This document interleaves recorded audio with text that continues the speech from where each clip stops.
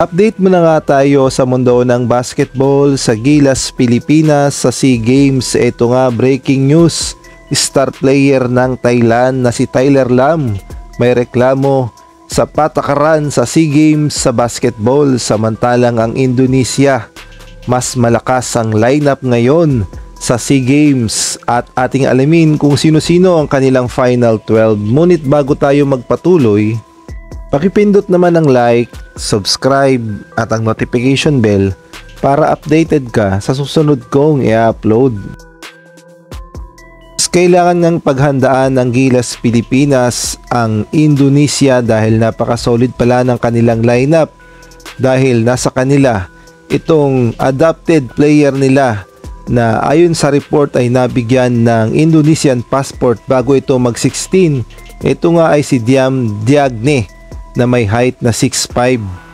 At bukod pa doon ay meron din silang Indonesian American na may height na 6'10" na si Derek Michael Seiberio na talaga namang magagamit ng Indonesia laban sa Gilas Pilipinas.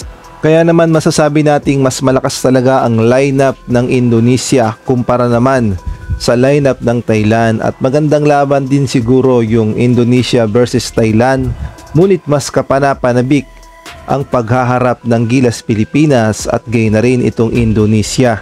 Samantalang atin namang kilalanin ang kanilang final lineup na ilalaban nila sa SEA Games.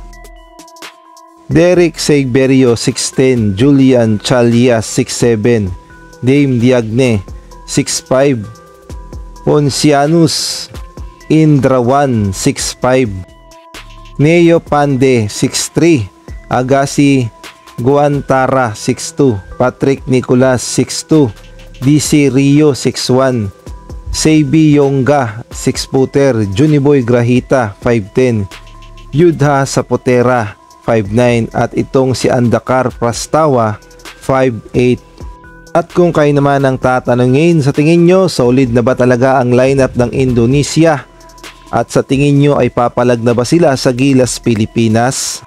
Samantalang sa ibang balita naman, hindi nga nagustuhan ng star player ng Thailand, ang American Thailand na si Tyler Lam, ang bagong patakaran ngayon ng SEA Games pagdating sa basketball, at meron nga siyang matinding komento sa kanyang social media.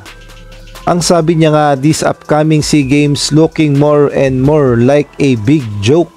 So ibig sabihin ay hindi siya natutuwa sa patakaran ng SEA Games na pigilan ang mga PhilAms at gayon na rin ang mga naturalized player na maglaro sa kanilang kupunan sa SEA Games. Kumbaga parang lumalabas kasi kontrolado ng Thailand kung sino lamang ang papalaruin sa basketball at hindi nga malaya kumpara naman dati.